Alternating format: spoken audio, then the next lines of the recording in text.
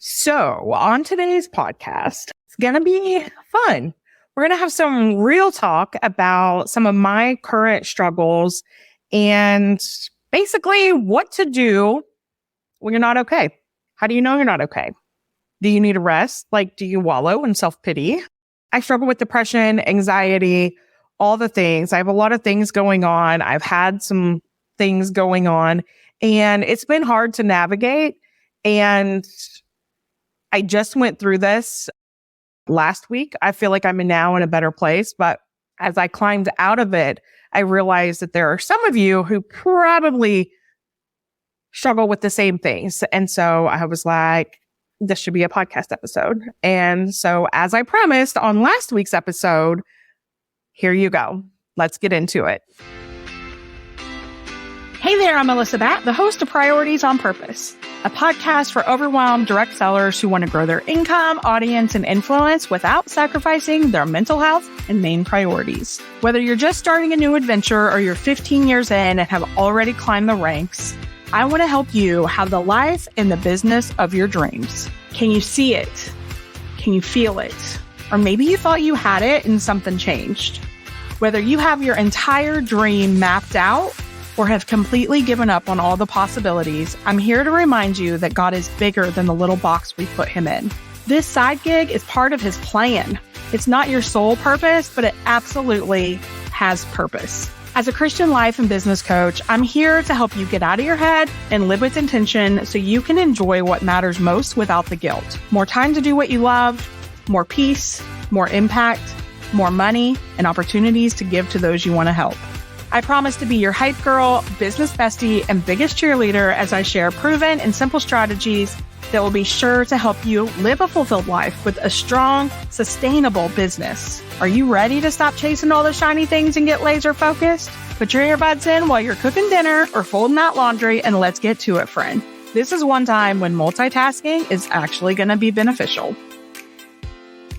Hey, friends. Welcome back to another episode of Priorities on Purpose. Today, we are talking about the funk, the pit, what to do when we aren't okay, and how do we know we're not okay? So I think in this, there's lots of different things that this is basically could be a whole series, but I'm not going to do a whole series on this, at least not right now. But I do think it's important for you to recognize when you aren't okay. So many times, and you guys know this because I talk about it over and over and over. Sometimes we don't even realize we aren't okay because we're just going through the motions, doing the same thing over and over and over, living on autopilot, numbing out, blah, blah, blah, blah, blah. Living on that hamster wheel, right? So if you're on the hamster wheel, sometimes you don't even realize you're on the hamster wheel until you start slowing down and being more intentional. Why am I doing this? You got to first ask yourself those questions. And then once you ask yourself those questions, the goal is to help you get better. You have to first want to get out of the pit. It's the number one question. Do you want to get out of the pit, or do you want to stay where you are when you're not okay? And you can call it whatever you want. I've had lots of different levels of this. There have been times when I was wallowing in self-pity and I was not ready to get up. I just needed to wallow just a little bit more. And I talk about this. Some of you guys may not know. There was an incident. Wasn't planning on bringing this up, but here we are. There was an incident with my daughter a few years ago where we found out there was some things going on. Trigger warning.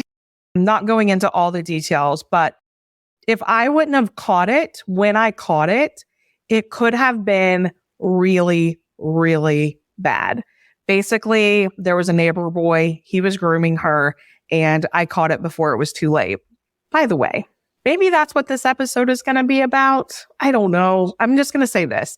If you are hustling and going through the motions, that right there should slap you in the face and help you be like, get it together. You going through the motions, what is happening? What is happening around you while you're going through the motions, living on autopilot, numbing out in survival mode? This is what was happening. Thankfully, I had already gotten myself out of the pit. I was paying attention And I recognized the signs and was like, hold up, wait a minute, what's going on here? Why is a 16-year-old boy wanting to hang around with my second grader? That's weird. And so thankfully, I'm not going to go into all the details, but I figured it out before it was too late. But in that, I was so angry and bitter and frustrated and discouraged. Everything you can think of as a mom. First of all, my anxiety was through the roof. All of the things. Okay. And I remember I started reading, I had bought this book that I thought was going to be a gift for somebody else. Turns out the book was for me.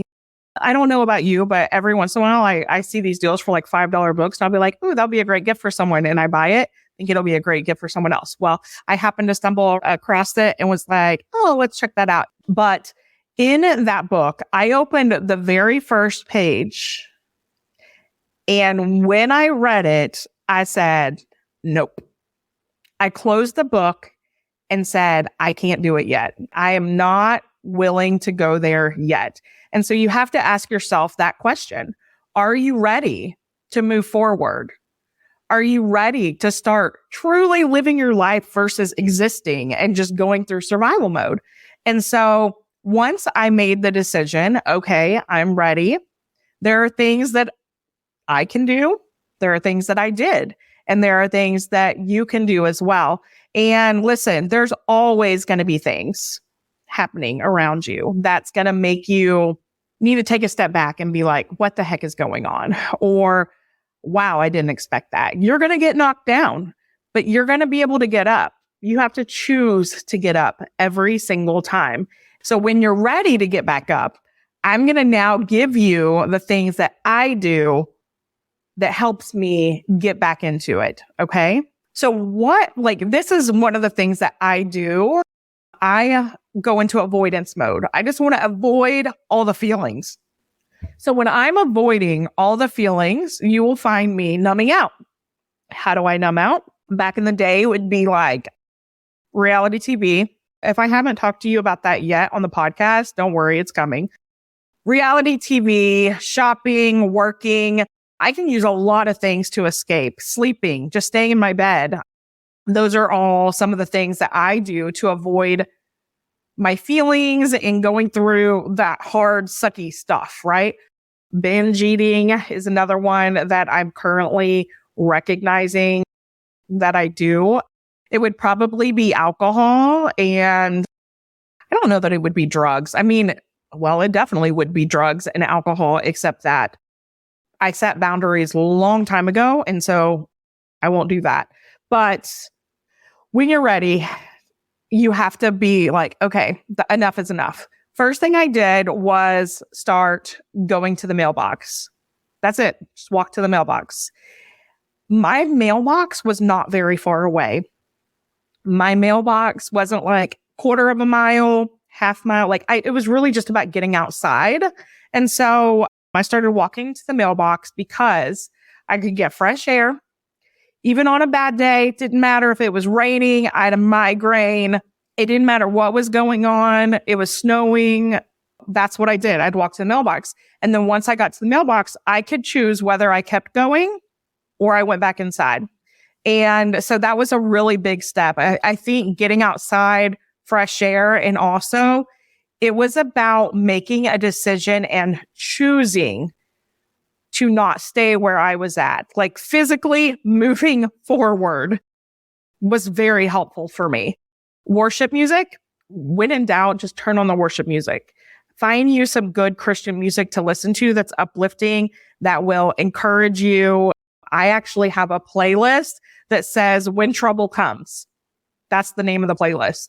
Because when trouble comes and I'm in that really bad place, I need worship music that's going to remind me that I can fight. Have friends. You need friends that can pray for you when things get really, really bad.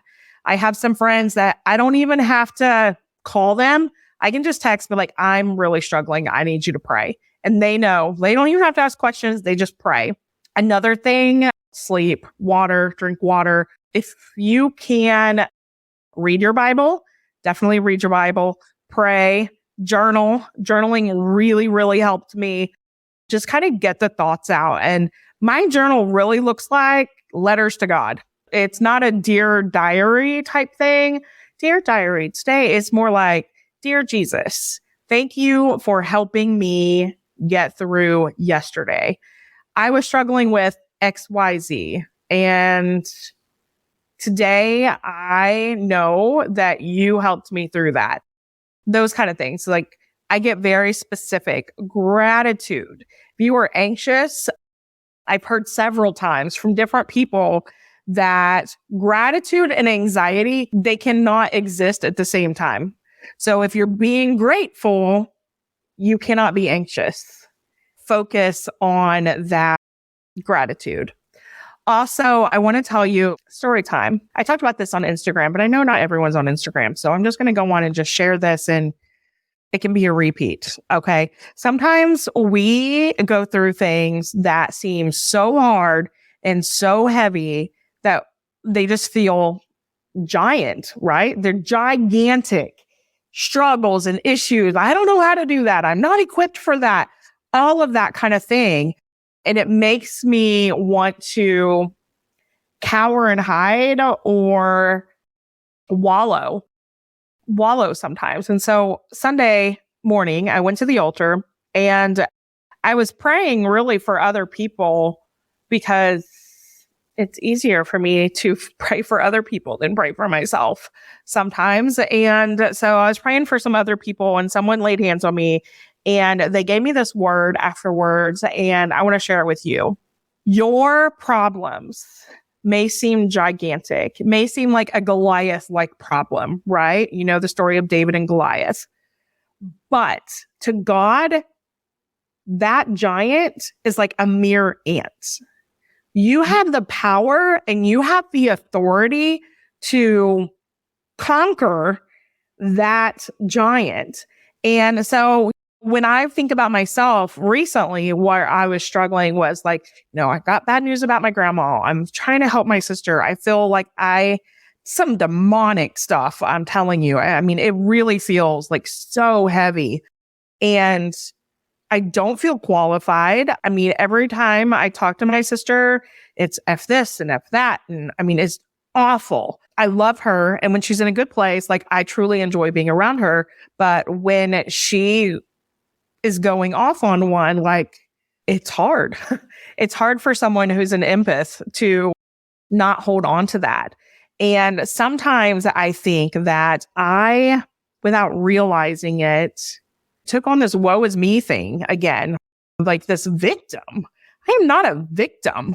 I am victorious, and you are too. And the enemy gets into our head and just creeps in a little bit here and there, just a little at a time. And before you know it, when you're not paying attention, you're wallowing and living in this victim mindset, thinking, woe is me. I have a sad life and blah, blah, blah. All of this stuff is happening. Like, you don't see any of the good things or the blessings, and you're not walking in the authority that God has given you.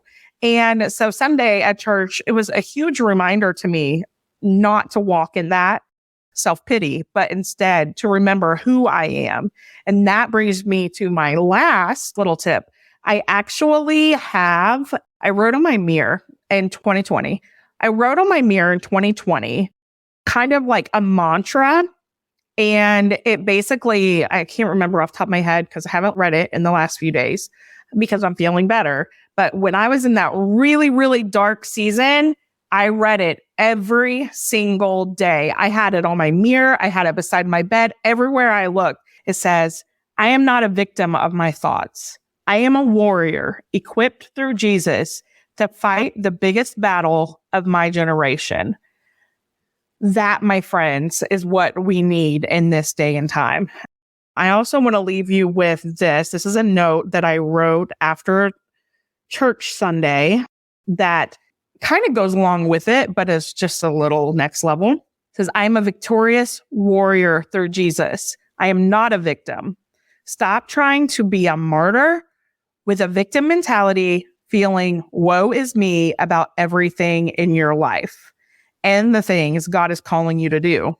Take the authority God has given you and walk in it. You have the power and the tools to walk it out. So I want you to remember that. Like, I know I struggle with that when something that God is asking me to do seems super big. I remember, I had to forgive this teenage boy who I really wanted to run over with my car. And I did not think I would ever be able to do that, but I did. And I don't say that to brag because I don't think I would ever brag about that. Most people would be like, you're crazy. But I was able to do that because God helped me. Like, I remember wanting to forgive and knowing that I needed to forgive, but also thinking like, I can't forgive him. Like, I remember going to the altar over and over and over and just saying, God, help me. Like, I don't know how to forgive this person. I am so mad. I'm so angry at him, at his parents, at everything that went down. People in the neighborhood who should have said something, but didn't, and didn't want to cause drama in the neighborhood and all of that. I was so frustrated and anger and bitter. And I knew I needed to forgive, but I didn't know how to forgive. And I remember like, that's when I realized like, I can't do it. I was trying to do it in my own will, like my flesh could not do that. But with God's help, I could. I had to start praying, God, like, help me. How do I do this? Show me how to forgive him. And when I forgave him, I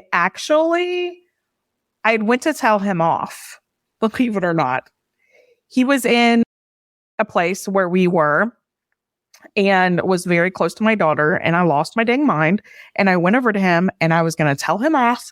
And it ended with a hug and me telling him that I forgive him and truly meaning it. To this day, I pray for this kid that he can get the help he needs because I know hurt people. And I know this episode, it didn't start or end the way I planned, but I hope and pray that you get something out of this episode.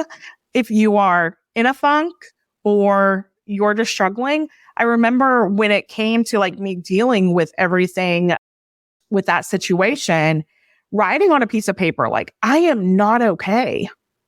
I also had to go to the doctor and get some medication. I also started going to therapy because I knew like I needed all the tools.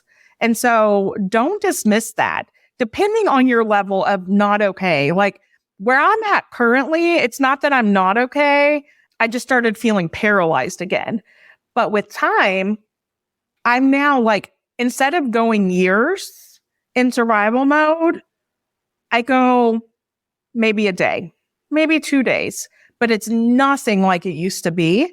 And I want that for you as well. So I hope that you will reach out, share some of your own stories with me if I can help you navigate the survival mode or when you feel like you're not okay. I've had a lot of people reach out to me about that. Like, y'all, I wasn't even showering. I was not showering. I was not wanting to brush my teeth. Those were 2 big red flags. And I would love to hook you up with one of my coaching clients, Nikki, who literally started coaching women who are in the funk. It's called Get Out of the Funk. That's the name of her course. And that is what she coaches women on. So I would love to hook you up with her if you need that. If you just want to kind of chat, I get it. I've been there. Some days I'm still there. It's a roller coaster, friends. Life is a roller coaster. But when we have Jesus by our side, we don't have to do it alone. And we definitely are not the victim because he says we are victorious. All right. That's it. Bye, guys. Hey, friend. That's it for this episode. If you found value, I would love it if you could take a couple of seconds and leave me a quick review. While it may seem super simple, it is so beneficial and gives me the opportunity to help more women. Also, take a screenshot and share it on social media with your biggest aha today. Don't forget to tag me at Melissa Bad Official so we can connect. Thank you so much for listening. And until next time, friend, keep walking it out one baby step at a time because God's got you.